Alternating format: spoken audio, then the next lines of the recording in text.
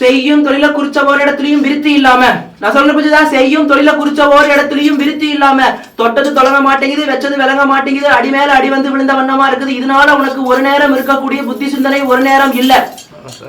இருக்கலாமா, பறக்கலாமா, இல்ல ஏதாவது பண்ணிக்கலாமா, என்ன ஏது இப்படியே குழப்பத்தோட ஏதோ குடும்பத்துக்காக வேண்டி நடமாடணும்னு ஓடோடி இந்த மாதா வாசலுக்கு வந்திருக்கணும்னு நான் சொல்றேன். கடங்காட்சி கழுத்து நெரிக்கிற மாதிரி இருக்கு, தெய்வம் வந்து இறக்கி கொடுக்கணும். 1, மண்ணுனால வந்த ஒரு வம்பு வழக்க தெய்வம் போக்கி கொடுக்கணும். 2, மங்கையை குறிச்சும் மன்னவனை குறிச்சும் ஆடு ஒரு புற களைஞ்சு நிக்கிற அரண்மனை வாசல ஒற்றுமைக்கு வழியாக்கி வாழையடி வாழையா வாழ வச்சு கொடுக்கணும். 3, கடங்காட்சியை சரஞ்சரமா அடைச்சு கொடுக்கணும். இதை கேட்டுத்தானே ஓடோடி வந்திருக்கிறோம். இதுல எந்த வரத்தை தாய் முறை நடத்தி கொடுக்கணும் நீ பிரியப்படுற?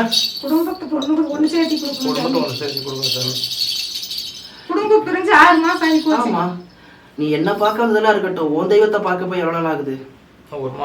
சோறு போட்டு 1 மாசம் தான் ஆகுதா? உன் தெய்வத்திற்கு பசியார பொங்கலும் படையில வச்சு கையெடுத்து கும்பிட்டு எவ்வளவு நாள் ஆகுது? 3 வருஷம் ஆயிடுச்சு. புரியுதா விளக்கம்? ஓட்டப்பாளையில தண்ணி சேர்ந்துனா தண்ணி நிக்குமா? நான் சொல்லணும் புரிஞ்சுதா? நீ 100,000 தெய்வத்தை பார்க்கலாம். நான் சொல்லணும் புரிஞ்சுதா? நான் உட்பட நீ 100,000 தெய்வத்தை பார்க்கலாம். உனக்கு என்னைக்கு முதல் தெய்வம் உன் குலதெய்வம் தான். அதுக்கு பேரு தான், அதுக்கு பேரே குலதெய்வம். நான் சொல்லணும் புரிஞ்சுதா? நீ உள்ள நுழையும் போது என்ன சொன்னேன்? நீ இதற்கு தான் இந்த வாசலுக்கு வந்திருக்கிற.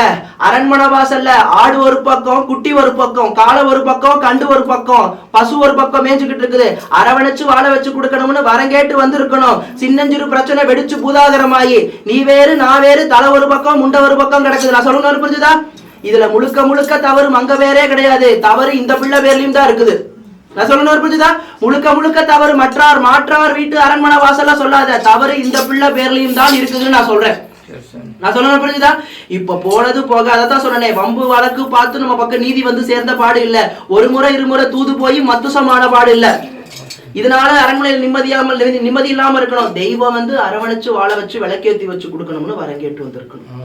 விளக்கெரியாது இருக்கிற வீட்டுல விளக்கேத்தி வச்சு கொடுக்கணும். அதான் நீ கேட்டு வந்திருக்கிற வரம்.